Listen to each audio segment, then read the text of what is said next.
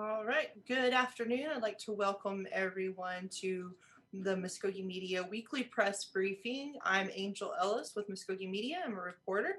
And joining me here on Zoom this afternoon is Jason Salzman, the Muskogee Nation Press Secretary. And today we have a little bit of discussion coming up. We're talking a little bit about cabinet secretaries. We've just seen the agendas come down from the National Council, and the cabinet secretary nominations are up for a vote in the National Council committees this week. Good afternoon, Jason. Thanks for making the time as always. Good afternoon, Angel, and thank you for having me as always. And just glad to be here. It's another great Tuesday, and a lot of things going on out there, but ready to get after it. So whenever you're ready, just start hitting me with the question. All right. How's the last week gone? Just kind of fill us in on what you've been working on over there in the executive branch. What's the rundown? Yeah, it's almost kind of like the calm before the storm, because you kind of done so much work on the committee end of the CARES Act, relief funding, getting that out, that you get to this point where then it's just time to hand it over to council, and we kind of see where we go from there. And in a little bit, it was the same way with Chief and his cabinet appointments as well. You had over 100 applicants, and Chief went through every single application himself. For the first time, I think ever, there was an open public call for come one, come all, and may the best, most qualified candidate win.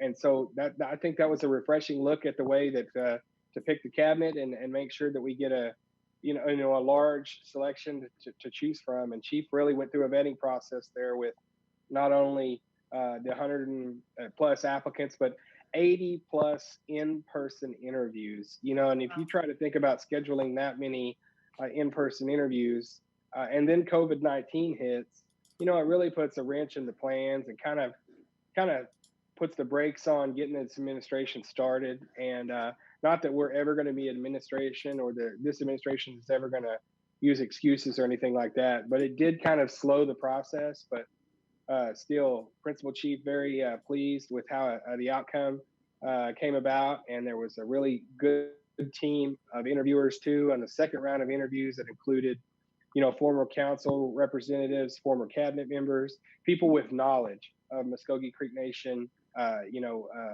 policies, things that you have to go through, federal funding, legislative process, all kinds of things. So that was good to have that team together to sort of finally vet those last round of interviews. And so that's been nice. And also, I think, you take a look at his next active business is to get some of these board appointees named that's from the Principal Chief. And so he's done the same thing with them. He called for everybody that wanted to qualify and or send in a resume, anything like that. So it's another process, and right now they're doing interviews for that. So excited about getting some great board members appointed to some of these important board positions, everything from gaming to our cemetery committee. So yeah, lots of great stuff going on out there. And then, like I said, just lots of news here. It has to be an advantage though to have such a big pool to pick from when you're trying to fill those positions. That might be a lot of work, but at least you have a lot of applicants who have an interest, and it's probably some of the best and brightest that the tribe has to offer. So I was just going to kind of tick off some of the names. I have some of the legislation pulled up here on the agendas of the National Council website. Sure. So some of these secretary positions that were open and being considered, of course, and here are the nominations. We have there's a tribal resolution to on the LNC. Yeah, LNC agenda. That one's coming up this evening, I believe. Tonight at 6:30. Jesse Allen is being considered for Secretary of Interior Affairs of the Muskogee Creek Nation. And then another tribal resolution to confirm the nomination of Rebecca Stone to serve as Secretary of Housing of the Muskogee Creek Nation. And I think that's all on the LNC agenda. And then we go over to the HUE agenda, and there's a few more on here. the tribal resolution to confirm Kellen Bible as Office of Veterans Affairs Services Administrator for the Muskogee Creek Nation, and then a tribal resolution naming or confirming the nomination of Dr. Monty Randall as Secretary of Education, Employment, and Training. And then for the Secretary of Community and Human Services is Carmen Tecumseh. And I think that's it for Hugh. And then we go over to BF&J. So it's a busy week of these confirmations. And BF&J has quite a few as well. I think there's about 6 of them. So we have Tara Branson Thomas, who's acting right now, and she's up for confirmation as Secretary of the Nation of Commerce. And then the tribal controller, Clay Darnell, who's currently doing the job. And then the nomination for Robert Hawkins to serve as Chief of Light Horse. Roger Wiley to serve as the Attorney General of the Muskogee Creek Nation. Dana Deere as the Tax Commissioner of the Muskogee Creek Nation. And Gregory Anderson to serve as the Chief of Staff of the Muskogee Creek Nation. So I believe that's all of them. That sounds like it. Yeah. So that's a pretty good crew. It sounds like some of them have experience. Some of them have been working in the job, acting already. Some of them have held the position before. Was there any major, can you describe the process with this? You guys kind of talked about how much input you had in making this decision. Like, what was that panel like? Well, really, Angel, it's the principal chief's decision. At the end of the day, that's his and his alone. I can tell you, I wasn't involved in any of the interviews or any of the selection process whatsoever. I just was like, hey, let me know whenever we need to tell people who your selections are. That's all I wanted to know. Just let me know who your picks are whenever the time comes, and Sure. I'll just be waiting. But what I did gather for the principal chief, and he and I talk daily, and he briefs me just like I brief you guys. But, he was really pleased at the fact that there was so much interest. First of all, there were so many people that were willing to serve, and that's exactly what you do in these positions. You serve the people, the Muskogee Creek Nation, and so that was what really excited him off the bat. Secondly, the principal chief just enjoyed the time to get to know some of the people, some of the citizens that he didn't know them before. Now he knows them. He knows what they bring to the table. He knows what they could possibly help the tribe in other areas. And so that was nice. Even for the ones that weren't chosen or made it to the second round of interviews, the chief definitely wanted to send them not only a notice that they get, from HR and things like that, but he wanted to send a personalized message from himself, appreciating their contributions to that process. And I think another thing that you brought up that I think is a really good point is that some of these that were acting that will now be up for confirmation were so during the greatest crisis that this tribe has seen in many, many years with this COVID-19 pandemic, specifically speaking from a tribal administrative standpoint, how difficult this has been to run the tribe in the midst of something that we never saw coming, one, and don't know how to deal with, two. And I think the principal chief, it was one of the things that I think he took out of this the most was that he got to see whenever things get really tough, which it was with this COVID-19 pandemic, see some of these folks in action and see how they're handling the different parts of the job under great duress. And all I could say this for all of the people that were in that room that may not be in the room when these confirmations are done with, but all of them to this point that have been in the room have done a superb job. The principal chief would echo that for sure. And their contributions have been very large and very important to this whole process running. At times it's been bumpy, but for the most part, we like to think it's been pretty smooth as we get back to some sort of sense of normal with employees back and everything. But looking at it from that standpoint, there's several reasons that he was really, keyed in and loved taking part in this process the way that he had it set up. You mentioned the public health crisis, and I just realized that I failed to read off that Sean Terry is one of the confirmations up for nomination, and he's also acting and has been one of those one of those boots on the ground navigating this through COVID-19. Can you kind of for the audience and for those who might not have like the big tribal government like PhD, like what's this process like? Because this is just one step of the process, really. Chief has made his selection and now they go to council for confirmation. Right now that's in committee. Can you talk about the process for us? Yeah, they like I said, they sign them to committee, and it's just like another interview process, I would say, for lack of a better term. They get to go before the council, our legislators, and our legislators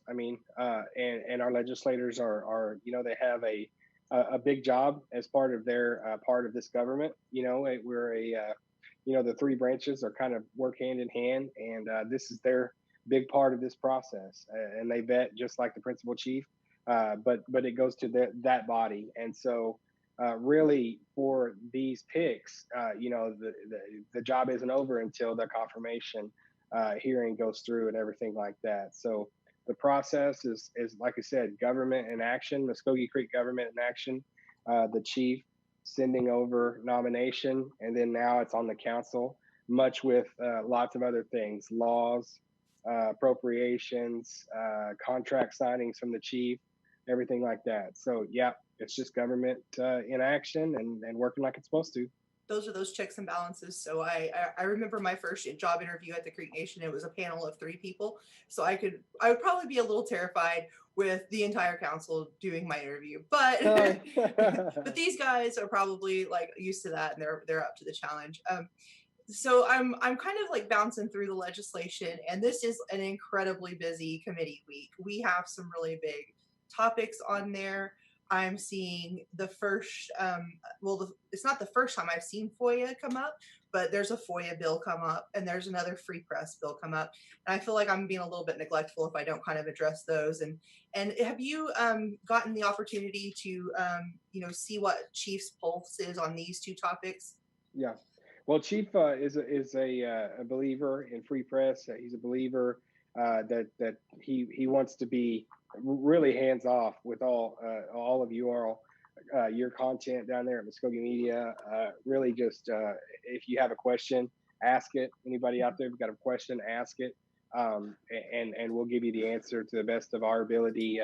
As long as we're knowledgeable about the question that you're asking. Sometimes things come up and even you guys beat us to the information. That's how press is sometimes. So yeah, no doubt about it. We want to be able to answer anything out there that anybody has from the press, and really no interference whatsoever. I think that you look at the way that Muskogee Media is ran.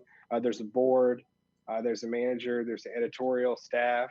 I think the editorial staff, like I said, you pitch a story to the manager, and then, from our perspective, we don't need to even know what you guys are pitching, what you want to, when it sees the light of day, we'll read it just like everybody else for us here. So, do we need a FOIA for, on our books for you guys? Absolutely. I think that's crucial. Absolutely. Now, you look at them and you have a chance to look into the legislations and things like that and make sure that everything's in there that we need in there. And we certainly want to call on the organizations that we respect nationally, like the Native American Journalists Association. Hey, take a look at this legislation, weigh in, give us your thoughts. We trust you on instances of free press in Indian country. You guys are the ones that have been the standard bearers that have helped tribes. What is it now? 3, I think 4, the 4 tribes around the country that have free press legislation. Mm-hmm. You helped them. You were the beacon of light, really shining them that way. And so NAJA is something that we definitely want to have that perspective from and get, hey, take a look at this bill. Let's have a chance to really look it over and make sure that it's the perfect bill for Creek Nation. We don't want to keep doing this. We don't want to keep, we've got this bill that doesn't work. This bill doesn't work. We want to get something that's going to be set in stone. It's going to protect our journalists. It's going to protect our department, and really is going to protect the integrity of the news for Creek people coming out of Muskogee Media. Yeah, definitely. I think that we're trying to work on getting a roundtable going. I'm trying to lock in some dates that we could do this. We're trying to wait and see if these legislations are going to pass through committee or not before we like sound all of the um, trumpets and get everybody to the table to kind of really look hard at it before that last and final full council vote. But if we do see it come through committee, we'll probably be extending an offer. We've invited the Red Press Initiative experts, Brian Pollard, Becca, and we're going to try to do a roundtable if Chief or anybody from the executive branch feel like they need some extra information as this thing goes forward, and try to provide those resources that help give us the guidance, because I think it's really one of you mentioned that beacon shining the light on it. They've really been kind of steering the conversation on what the best components and best practices are for free press in a tribal environment, and they are even referenced in the legislation as the media would adhere to those NAJA and SBJ code of ethics. So it should be a good informative session that everybody can kind of meet and get the I guess opinion of the experts on free press in Indian country. And we'll hope to if we see that come through committee, we'll extend that invitation and get everybody at the table talking. I think we have a few questions in our chat, it looks like. The first one said, should we protest the miscarriage of justice by shutting down highways like Black Lives Matter has locally if SCOTUS rules against us? I guess they're probably referring to Murphy and McGirt. Yeah. I kind of inferred that as well. Just to answer that question, I'm not going to speak on anyone else's form of protest. If a group feels marginalized, this administration certainly respects that and sympathizes with that. Lord knows that Native American people could sympathize with feeling marginalized or injustice against a wide range of our people. So definitely not going to say, what a certain person should be doing, whether they should be shutting down a highway, anything like that. We just feel like right now there's a lot of unrest in our country. We were as appalled as anyone with the actions of the law enforcement and with George Floyd. And we also we look at that and we say we need change. We need change. We need to look at things. We need to look at everything. And so I think that goes for not us, but everybody. And as far as anything with the Murphy case or the McGirt case, excuse me, I who's to say that people have the right to peacefully and assemble and protest? That is a right in this country. And if people wanted to do that because they were upset about the McGirt ruling, if it went one way or another, they certainly have that right. That's all we want to say about that. Okay. I think there's some questions about the tribal COVID relief money. It says, what is the latest on tribal stimulus check for MCN that other tribes have been distributing to their citizens? We did hear a little bit of a couple of tribes do send out, they're deciding to do the per cap. I think Thopolocos even jumped on board as being one of those. And so what's our latest? I know last week you identified those 4 areas where the committee had met. Is there any new developments? Have they formulated that plan, sent it to council yet? Yeah, it's been the plan has been finalized and it's been sent to council, and it's just waiting to be put on the agenda and voted upon. And you'll be seeing something in the next couple of days, I'm sure. But the plan has been finalized. We'll take just an opportunity. I want to thank D. Nixon, I think it says there, for your question on this, because I know a lot of people have asked about this. And specifically, what I want to talk about is a lot of people have said, well, other tribes are doing it, things like that. I think to that, I would say that we're not other tribes. You know what I mean? We certainly have similarities with other tribes and things like that. But the restrictions, the needs, and the processes, and how the Muskogee Creek Nation is set up is specific to Muskogee Creek Nation. We don't have the same we don't have the same structure as a Thopolocco tribal town. Yes, there are similarities. We don't have the same structure as Sac and Fox Nation. or Kickapoo, or any of the others that have made an announcement, anything like that. We certainly have a lot more citizens. We have programs, things like that. So those are all the things, like when I talked about the committee kind of vetting the process, those are all the things that the committee had to go over to make sure that we were lined up and everything. So you look at, not a lot of people point to the Cherokee Nation when they go over how they do things like this, but the Cherokee Nation, very similar to us in size, scale, and the way that they operate, more so than a Kickapoo or a Thapako tribal town or something like that. So the Cherokee Nation, what they've kind of come out with, you'll see probably a lot of similarities in ours, theirs, and tribes of the like. Choctaw, larger tribes. I can't speak for what they're doing or anything like that. I'm just kind of assuming that the same challenges that we have will be due to the similarities that we have in those other tribes, where we're a little bit further off or have different circumstances than the smaller tribes that have been mentioned. So I hope that kind of clears that up a little bit on that question. But thank you for the question. I appreciate it. And like I said, they've got that finalized, sent to council, and we should have something in the next couple of days in way of a vote on that. And one of the good things about the structure with our tribe is if they're putting together this package, all of us at home will be able to sit, watch the legislation pass through, and see exactly where those funds are being kind of divvied up. I've been kind of a frequenter to the Muskogee Creek Nation National Council website. If you're curious about that, because anytime there's going to be an allocation or appropriation to expend funds, it's usually going to be on a piece of legislation there first, and you can kind of follow what funding is going where. Vincent Lee is asking if all the offices are opened up now. I believe that most of us are here and working, but not open to the public per se. Yeah, we're still in that kind of state of emergency. Public offices, lobby area is closed for now. We're working really hard to see kind of numbers get.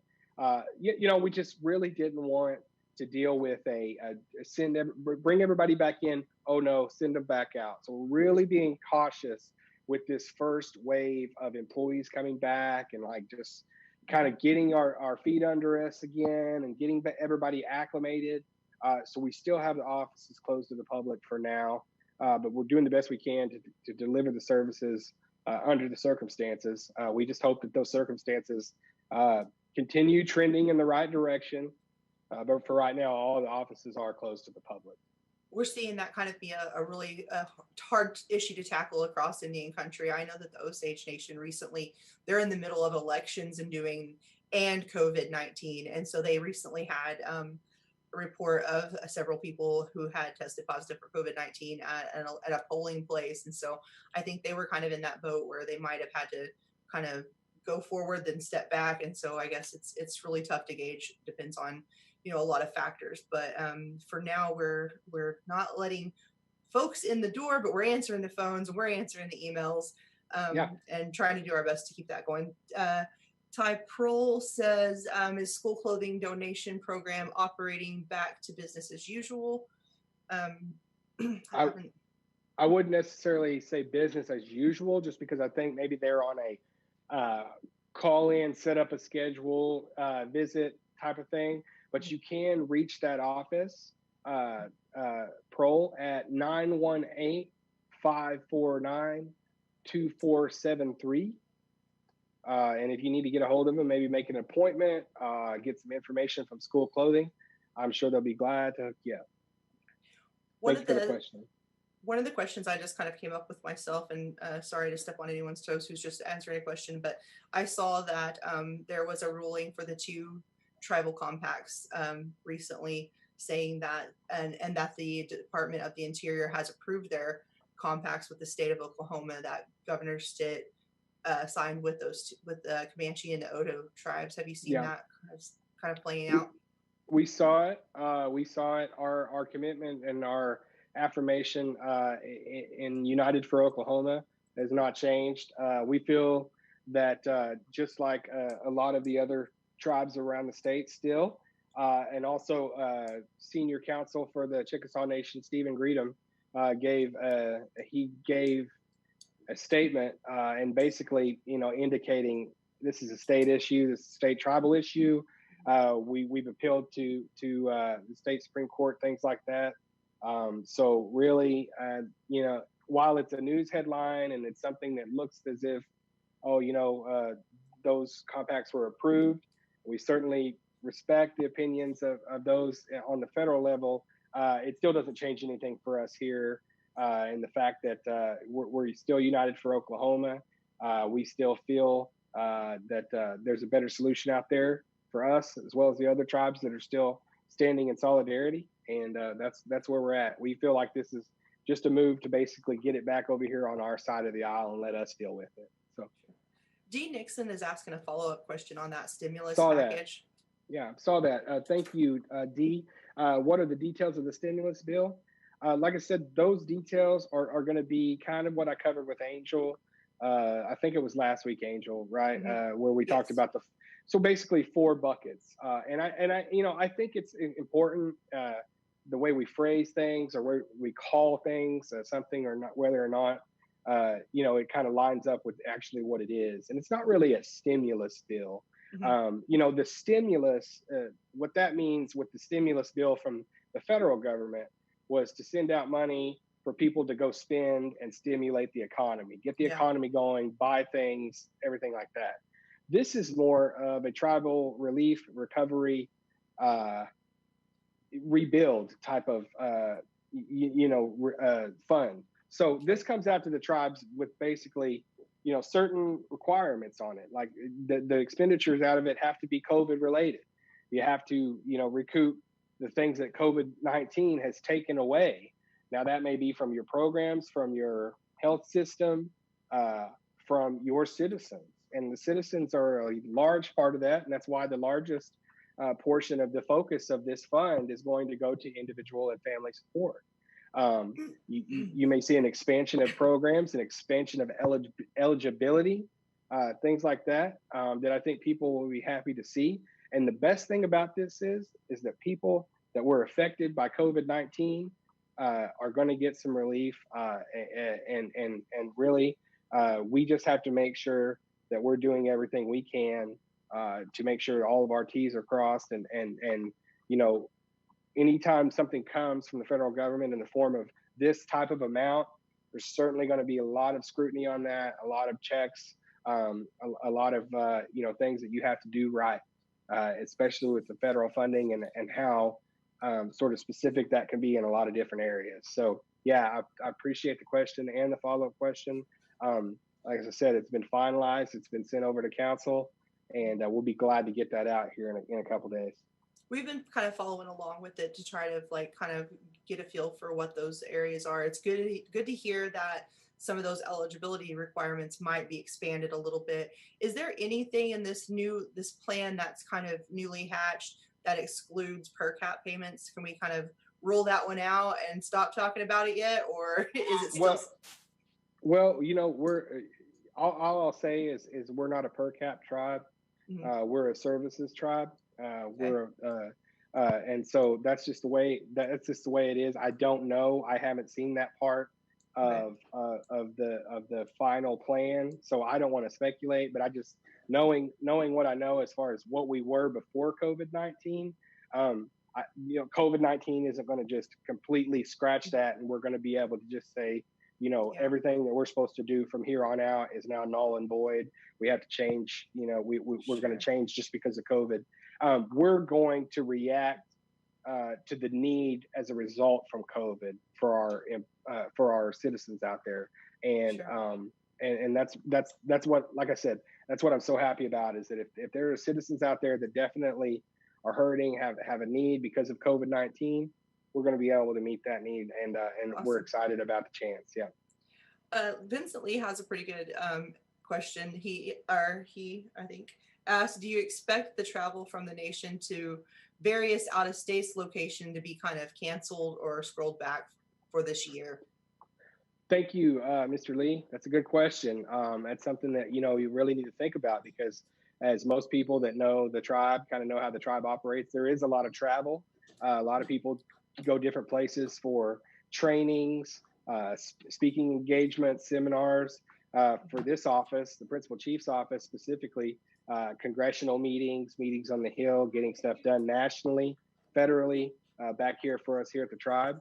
So you expect, the travel to be, changed up to a great deal. It already has been, and certainly nobody's traveling now out of state or anything like that. And if they are, like I said, it'll have to come before, the chief's office, HR, everything before it's something that just kind of goes through the travel department like usual. But as far as canceled for the rest of the year, I don't know. I think a lot of this sort of wait and see, and we've kind of seen where we were able to, like get the employees back, open the dome up to employees, open these places a little bit, and we've eased into Fountainhead and, things like that. So I just don't want to say, oh, definitely for the rest of the year, but I can tell you that's something that's talked about, looked at, and it's revisited just about on a weekly basis. It's all the stuff that we've restricted